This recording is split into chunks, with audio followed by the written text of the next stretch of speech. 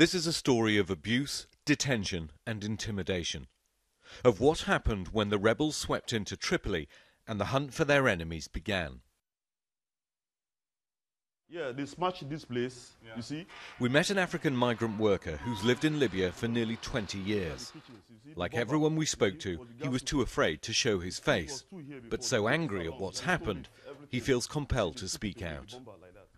On that day, the night, they came here, maybe about 20 of armed men like that. 20 men? 20 men. Right. So they started calling us Mutasaka, meaning machinery for Gaddafi. Right. You see, this is one of the instruments they use against us. They caught guns, they started, taking the girls into the house. Then they raped them face to face, the girls. Yeah. 2 weeks ago, a gang of rebel fighters burst into another house, looking for mercenaries. They ransacked and looted the place, holding the couple who live here at gunpoint. Imagine the terror as the men then turned on their 16-year-old daughter. 6 of them, they raped me.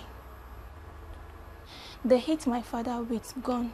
They hit him with gun and carried him away. Since that day, I've not heard from my father. He's nowhere to be found.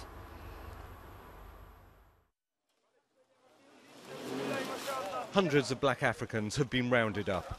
We watched one group being made to chant anti-Gaddafi slogans before being put to work.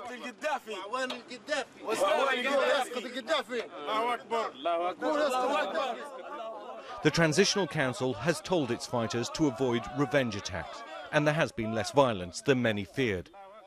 But the city's jails are still full of men detained with little or no evidence, no access to lawyers or their families. Why? There's no communication. We spoke to one woman whose husband was dragged off last month. She hasn't seen him since. I'm scared. I'm scared of everything that is happening in this country.